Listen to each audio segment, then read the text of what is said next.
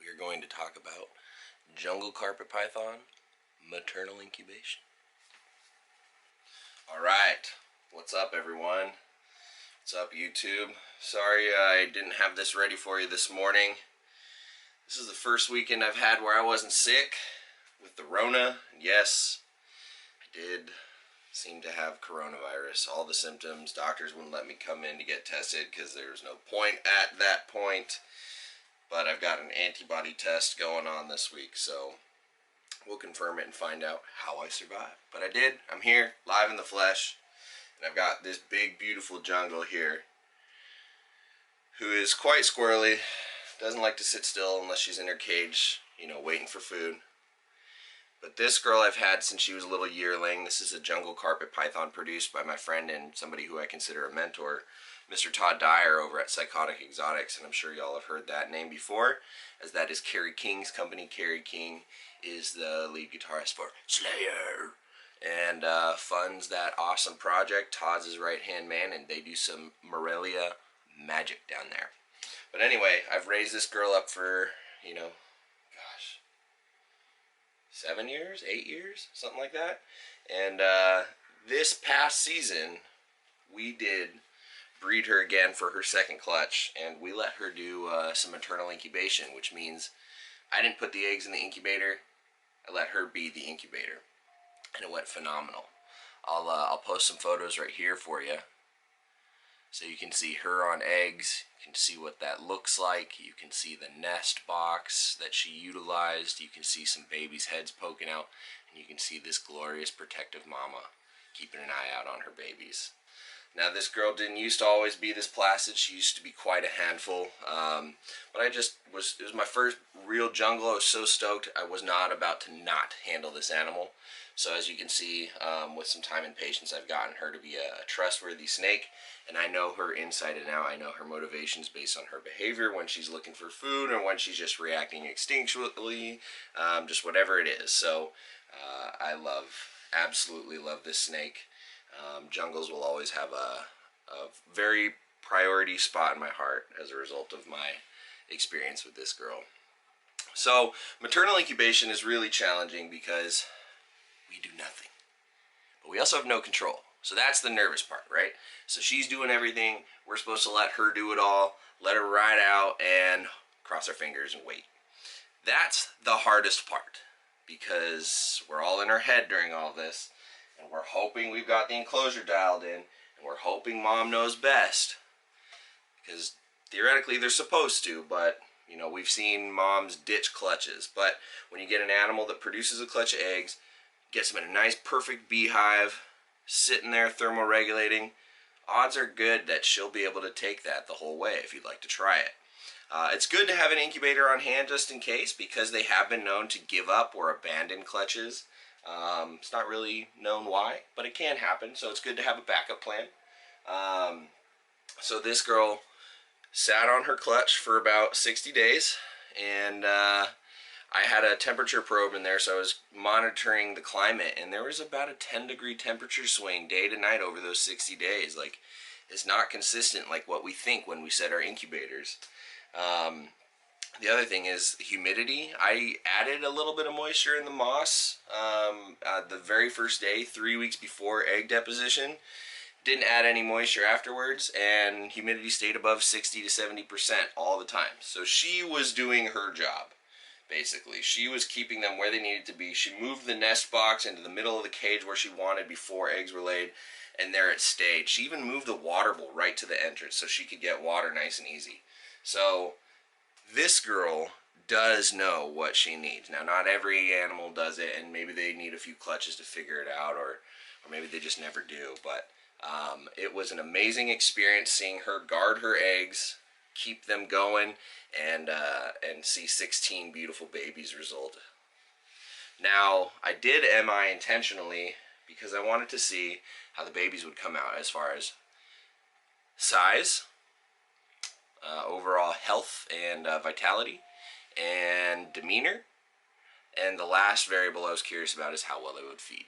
So let's put this girl back and take a look at some of the babies that I've kept, and we'll talk about those 4 variables. Alright, So this is one of the boys that I kept. I ended up keeping 2.2 from this clutch, which means 2 boys, 2 girls, for those of you who don't know the binomial nomenclature rules. And these are the enclosures I'm keeping them in. And if any of you are familiar with snake racks, these are 15-quart tubs. These are not the smallest tubs offered.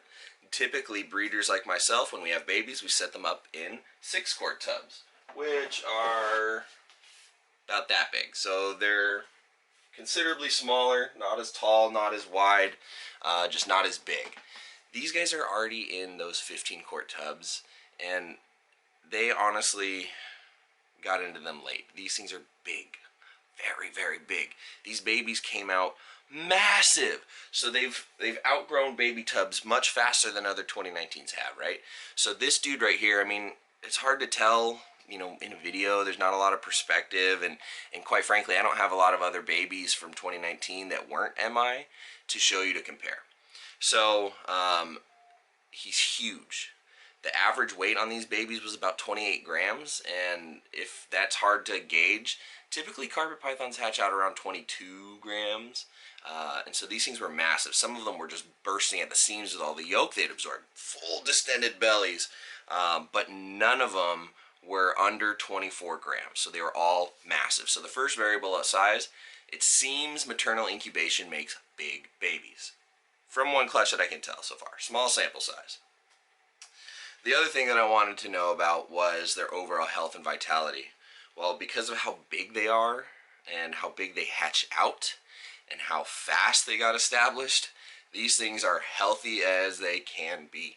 I have yet to have any issue with any animal from that clutch. Speaking with customers, folks who've adopted these babies, not a problem. They're amazing. So, second variable of health and vitality, maternal incubated babies appear to be very big and robust and healthy from the get-go. Then, the next question was demeanor. Well, as you can see, this is a jungle carpet who does not want to bite. And the entire clutch was like that. Entire clutch.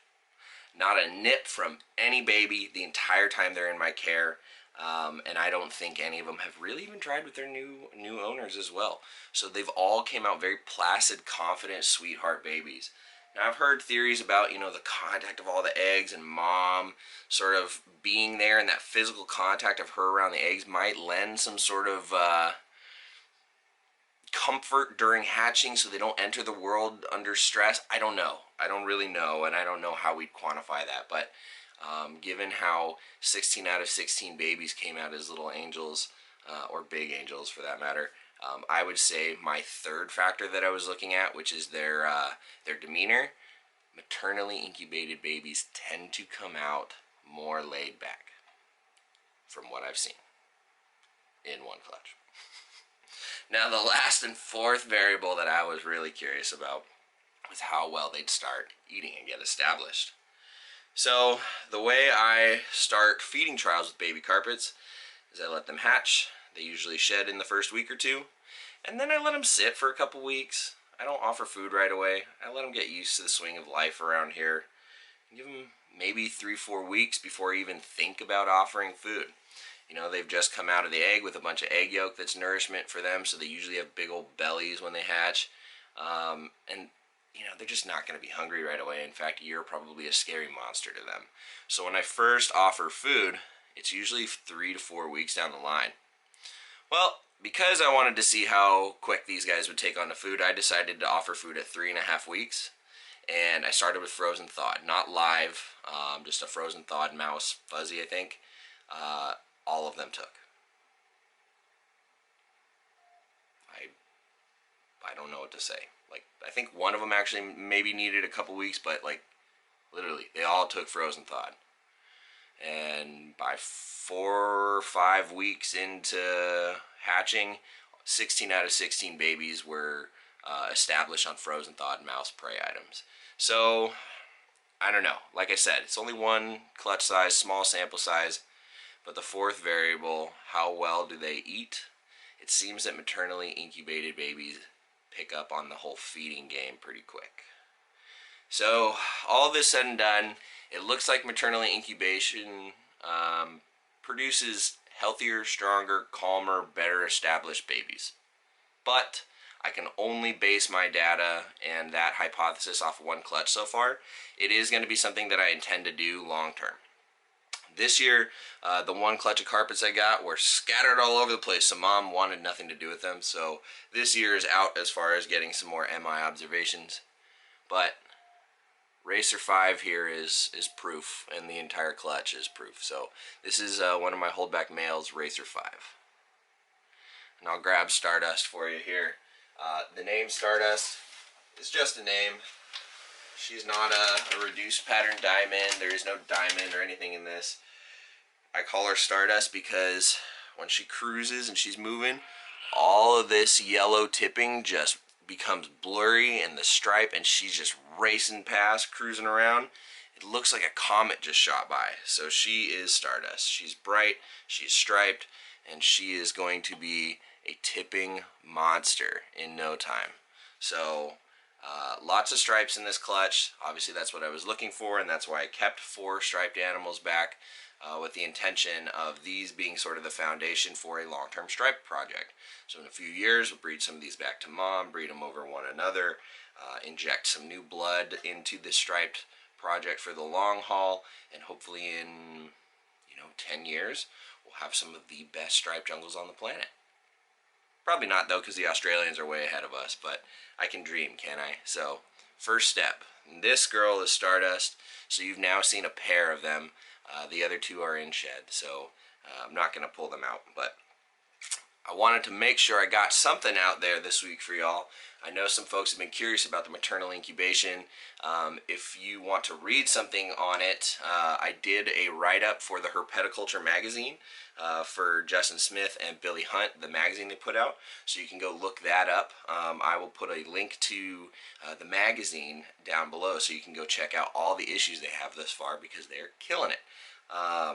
So I did a little write-up on this particular clutch in there, so you can go read about it and read more of my thoughts. But anyway, I hope you really enjoyed this. I hope you enjoyed getting to see some beautiful jungles that are quite opposite of the stereotype of being bitey, nasty, sort of erratic animals. As you saw, not a single attempt at biting was made. So maternal incubation, keep it on your mind. It's something worth trying. It's a pretty fun experience. If your animals are ready for it and you are mentally prepared, I would say do it, because it's pretty unique. It's something I want to do as often as possible. So anyway, there's your weekly dose of reptiles from me for now. And I hope everyone's staying safe. Hope you're all getting used to life wearing respirators and not shaking hands and not hugging. Although I think people are getting a little bored and crazy, and we're starting to open things up and wanting to go back to life as usual. So whatever you choose to do out there, I hope you guys stay safe doing it. I was trying to be safe and I still got sick. Fortunately, I was able to kick it. So, but I don't know if that's the case for everybody. There's a lot of craziness going on out there. So if you're unsure, just stay home and play with some snakes. It's way safer. All right, y'all. Like, subscribe, hit the bell so you don't miss those notifications. We're growing this channel. We're doing this thing.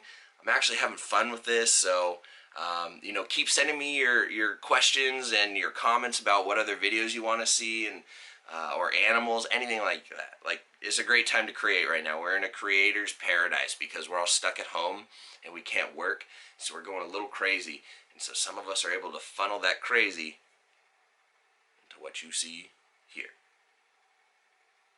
Although some of us are always crazy. Anyway, that's enough out of me. Love, peace, chick.